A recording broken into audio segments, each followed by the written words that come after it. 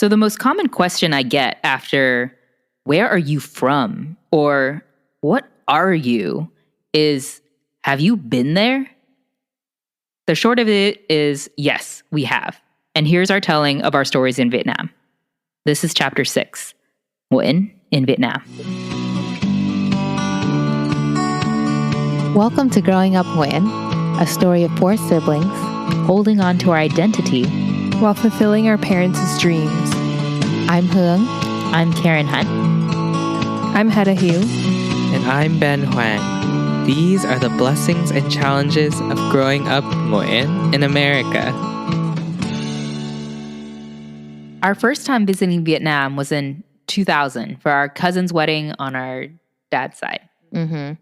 And as we might have mentioned earlier, Bo left Vietnam when he was 18, 19. So actually this time going back to Vietnam would be Bo's first visit again since he had left Vietnam.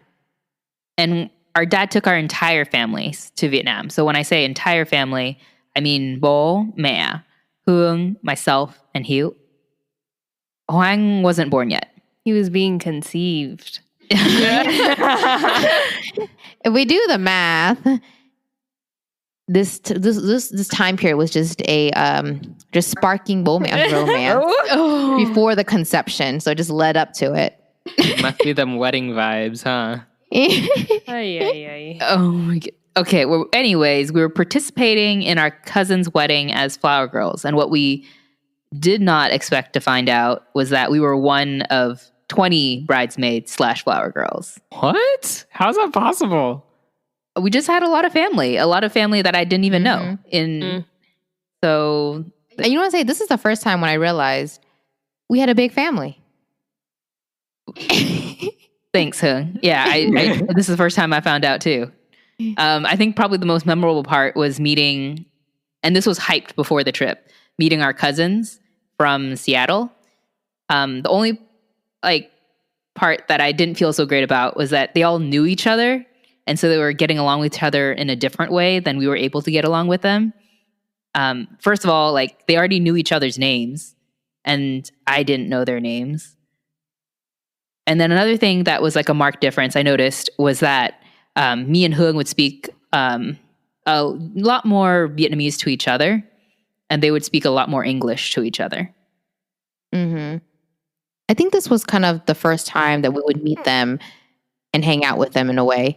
So we had some expectations. We were excited. Oh, yeah, we're going to have a big, giant, happy family, like just in the movies when you have all this bunch of new friends. And then turns out language comes in the way. Yeah, I just felt like a little bit of an outsider. Mm-hmm. And like Hạnh said, we speak Vietnamese at home a lot because we were around Bo mẹ and ông bà ngoại. Our cousins in Seattle might have had a different upbringing, so they were more fluent in English. Not that Hạnh and I didn't speak English, we just didn't. Our vocabulary wasn't as big as theirs, so we still were figuring out how to put words together properly, I guess. And then, at the same time, we were realizing that the Vietnamese that we speak at home between ourselves is not the same Vietnamese that the Vietnamese in Vietnam were speaking. So we're in the middle of the Vietnamese of Vietnamese-Americans and the English of the Vietnamese-Americans. Mm-hmm. Mm-hmm. It was truly a confusing dynamic. At some point, I'd be really interested to know what the cousins thought, though, because I know this is my perception of how it went down at 10 years old. I don't know if the cousins even remember the wedding, if they remember meeting us this first time, or maybe this could have been a second or third time we met. We just didn't realize it. Ooh. Or what their thoughts were overall. I mean, we have our own vision and take on this Vietnamese-American experience. I would be curious to chat with them, maybe in a future season, just their take on their own Vietnamese-American experience. Yeah. Just getting back to the story a little bit, I just remember I have really strong memories of just hanging out with you, and you were being my sole playmate and then kind of my lifeline between these two worlds that we were stuck between, just that Viet and then the Viet American. So, I mean, we'd play together. We were same age or similar, close in age, 18 months apart. And while I might... yeah, what? How exact? Well, I don't remember much about the interactions with adults and cousins. I just remember you were always there to help me and even speak up for me when I might not have the words. I remember being very shy then, as Hương said. So I think we bonded together in this way. And then there was me. Shout out to my 5-year-old self. I was the only thing that I remember from that wedding is actually from that whole trip was the wedding and eating a lot of baby bananas. But I think it's because I always brought it up afterward as I was older that I ate those bananas really rabidly for whatever reason. I don't know why. I'm not super into bananas now, but anyway, the fruit in Vietnam is very good.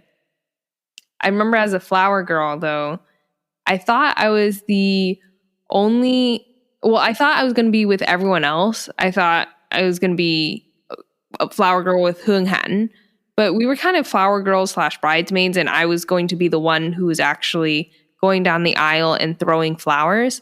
But as Hương Hạnh have described already, I guess Hương Hạnh mostly hung out with each other. I tried to hang out with Hương Hạnh, and which worked out well for most of the time because I would make them play with me. So, anyways, day of the wedding. Who did want to play with you? Day of the wedding. I'm terrified because I'm at the front of the line with one of my cousins who I didn't really know that well. And he was a boy, so like cooties. He was the ring bearer, I think, and I was the one holding flowers. But I ran back into the line of other bridesmaids because I just wanted to hide in there and walk down the aisle with Hương Hạnh.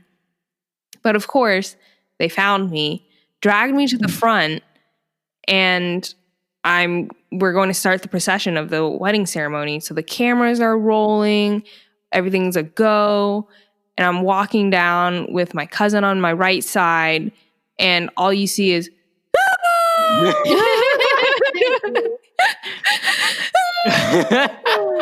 I'm bawling my eyes out. I did not want to be there. And there's a person prodding me behind me, just telling me to throw the flowers, Nindy, telling me to stop crying. And I just go,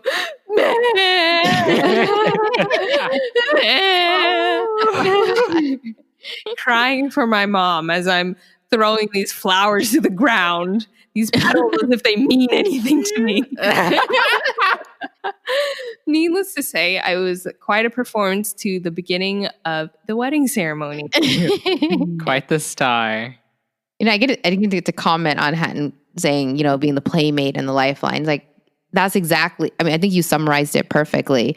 Because when, remember we were in line as the, part of the flower girl / bridesmaids, but then you got pulled away to another task. So I was also left alone here. Hadn't got, another task. I carried the train of the dress. And what I remember from this moment is that the aisle was super long. Her dress train was super heavy.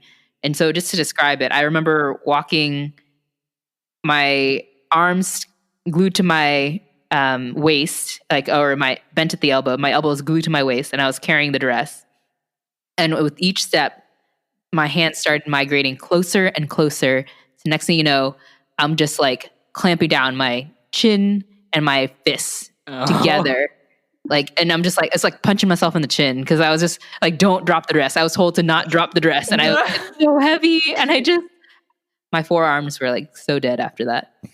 You still completed the mission though, Hen. You held that train up. Yeah, I was like looking, I wish I could have looked over at my cousin who was also like brother to the other cousin that he was walking down the aisle with. And I wish I could have looked over at him and see how much work he was doing. No, it was seriously a long train and it was really heavy. So I was glad there was two of us there. So Hugh dropped tears. You were sweating down the aisle? Just about, yeah. dropping those sweat. So, the wedding was great, But I think there were moments where we just kind of recognized that we weren't connecting with our cousins, and we had expectations that we would. The wedding, we were kind of put into positions we weren't too, I guess, we didn't get the orientation as to what was going to go down into the wedding. So, as young kids, we feel like the moment was a little both confusing, a little frustrating. It just was not kind of fun at 10 and 11 when you want to be at the bin or the beach. So it made me go back to the most fun part of the trip was the sand dunes at Phan Rang. Do you remember that, Hen? I remember the sand dunes. Mm-hmm. Well, I mean, initially when I went there, again, since I didn't know where we were going, I wanted to go bin. And then we were here at the Cat, bin and Cat. Beach and sand are not the same thing. But I was like, okay, I'll give this a try. And, down I slid on the hill when they gave us that, the flimsy plastic, Hen. Yes, I remember. I was like wondering, like, what are we we just here to sightsee and get sand caught up in all our clothes? Yeah, I thought we were gonna roll down the hill. Yeah, because I saw other kids, but they didn't have the plastic yet, and they were just rolling down the hill in their clothes. Oh, so we were the sophisticated family. With plastic bags to sit on. Sure. Yeah. But I would recommend if anyone has a chance to go to Vietnam to give it a try. I don't know. I mean, in 2000, it wasn't like a big touristy thing. I don't know how it is nowadays, but it was definitely one of those moments where it was just pure fun as a family. Oh, wow. I think the most disappointing part was having to trek up the hill after you did a very euphoric ride down. Exactly. And, we were at the sand dunes with Bo's cousins. At that time, and we were staying with them. So just to give folks a little background, they have a house in Saigon that's 3 bedrooms. But as most houses in America, when you have 3 bedrooms, it's kind of a one flat story.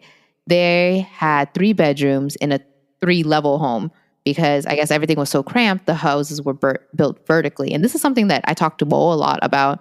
We talked about the differences that we see in Vietnam and America, and this is one of them.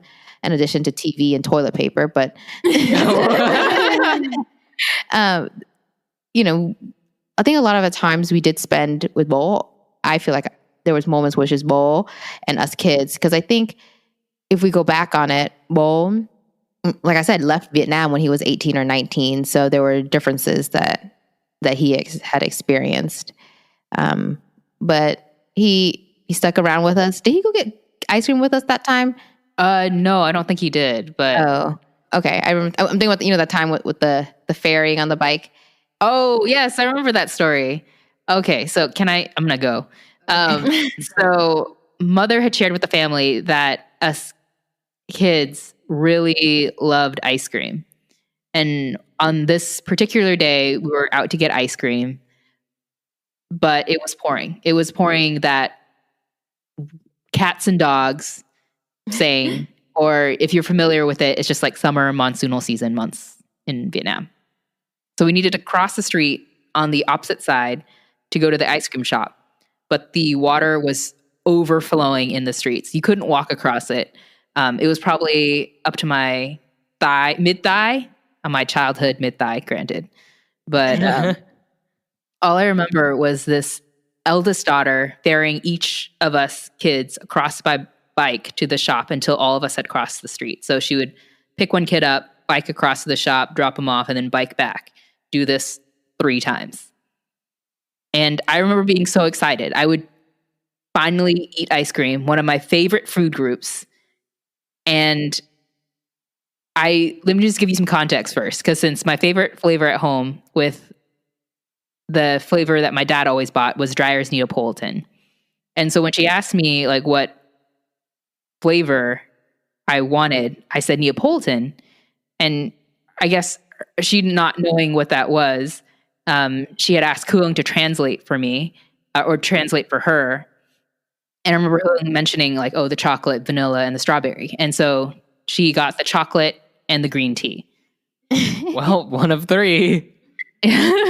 That's true. And then just when the packaging came out, it was so different. So at home, the Dreyer's Neapolitan ice cream comes in a half gallon. But here it was a 4x4x2 square cube wrapped in wax paper. And we ate with these like little mini spoons that you could only hold between your thumb and your forefinger. Oh. So at home, I could eat an entire bowl of ice cream from the half-gallon container. And I was thinking, when I saw the serving, I was like, oh man, I have to share this? Maybe it was like fancy ice cream and you just didn't have the palate for it. Yeah, Hugh, let me get into the taste, because the taste was off for me. I remember thinking to myself, like, oh, this chocolate is going to be so delicious. It's going to be so creamy. But instead, it was not sweet and probably a little bit more on the bitter side. And so was that green tea. Not anything used to the sugar and the cream that I knew like Neapolitan ice cream had. Dreyer's Neapolitan ice cream had. And needless to say, I was very disappointed. But I think that this story is actually it's a metaphor for something else, actually. And it's that going from one place to another place, like things taste different. And also the taste I acquired is the one that as Hughes mentioned, is the taste I've acquired at home. So same dish, made a different way. And I just realized how limited my taste palette was. As it's that same feeling that Hương knew that she could speak Vietnamese, but her Vietnamese was only Vietnamese enough. It wasn't like Vietnamese, born in Vietnam Vietnamese. And I realized my taste have been cultured to my environment in America. And I think I had that stark differentiation of my upbringing in like Vietnamese born American is different from someone born and raised in Vietnam, which I think goes without saying, but it became really clear here, because I remember when we were going to Vietnam, I remember thinking, oh, this is a place where I'm supposed to belong, because these people are my people. Mm-hmm. And I couldn't connect the way, in my mind, the way that I wanted to connect, like was not the way that how it all played out. I honestly really wish we could go back. Was this a conclusion you made at 10, or are you telling us this now? No. Yeah, you had mentioned something about taste, and I was drawing from that. I'm kidding. But no, truly, I really wish we could go back and revisit Vietnam, because I think you drew almost like the perfect metaphor with ice cream, because yes, we were too young to remember like certain things, but we have feelings, right? We can remember those feelings so vividly, but not always draw the memory that's associated with that feeling. And, as children, we're observers. We weren't always in the details. We were just kind of happily going along because it was a family vacation. And I mean, like any family vacation, there's things you like and things you don't like. And as kids, you're kind of dragged along for the ride, which is not to say that you don't have a say. I think just I was on the quieter side as a kid. But definitely means, because I didn't say much, that you have less of a say in what goes on. And just for me, the adults just check in every now and then to make sure that you're enjoying yourself and having fun. Mm-hmm. I mean, we were still wondering, thinking, questioning, like what we were doing, what we were supposed to learn. And I think the big one was, did we belong? Yeah. That was the big question that was looming over me. Mm-hmm. I mean, Vietnam is our parents' home country. And it's, I guess, connected to us. But, when we went to Vietnam, I realized we first learned of the word Việt Kiều, which literally means overseas Vietnamese person. So I think it was the first time we realized there was another type of Vietnamese person. I don't know why it stung. Like, I mean, I guess you want so bad to belong. Like, I'm an American, or I'm a Vietnamese, or I'm one of them. But now you're Việt Kiều is like, that's what Vietnamese-American is. It just put another label on that we weren't ready to take on yet, because we were still in this like finding like, where are we? What are we? Mm-hmm. Mm-hmm. And it goes back to Bo telling me, actually when Bo just having verbalized it several times before the trip, that he didn't really want to go back to Vietnam. And I think about it, it didn't make sense to me. I was like, okay, I mean, it's your home country. Don't you want to see what it's like? But, as we were there, I realized that, his Vietnamese wasn't the same. They have a certain slang that they're already communicating in. So he has a different Vietnamese. We remind ourselves that he left at 18, 19. So his way of thinking has changed like so long ago, right? He did his education in Germany and the United States, countries we know that have different political systems than Vietnam. Mm-hmm. And let's be real, he reads books in English and German, not Vietnamese. Yeah. I was just thinking about the soil real quick. Okay, just hold on with me here. So when you take a plant and you plant it to a different soil, right? So there's different soil composition there. And so you have different nutrients that go into play, different water holding capacity of the soil. And I wondered, Bo had different soil environments, which he was able to grow in. And so they had different inputs, and that leads to a different output, right? Mm-hmm. And so he grew, and he became a plant adapted to these different climates, like in America, in Germany. And he had started in Vietnam, but though he'd been transplanted so much that, it's hard, right, to go back to the original climate that you originally adapted for. But I think, home never stops becoming home, though, right? I think maybe home starts to become where you are. If you think about it, Bố Mẹ are, growing. They've planted much of their starting their roots here in California. But maybe Hiếu and Hoàng have some different observations when they went to Vietnam a little bit later. I know Hiếu was a lot older at 16 and maybe, probably had more of a seat at the table. She was more of the participant being involved in that conversation. I don't know if she likes to speak up. So maybe there was a different, she was receiving information differently too. To be clear, I was still just along for the ride because we just did what Maya wanted. But yeah, sure. We'll say I spoke up. Well, let's close up for this first part, and then we'll jump forward to 2012 when Hiếu, Hoàng, and Maya took the plane over to Hanoi to start. Woo woo! Thanks for listening to our podcast, Growing Up Nguyễn. We'd love to hear what you think about our episode today, so please reach out to us through our website at www.growingupnguyen.com or follow us on Instagram at growing.up.nguyen. If you like this episode, please share it with a friend. We're Hương, Hạnh, Hiếu, and Hoàng, and this is Growing Up Nguyễn.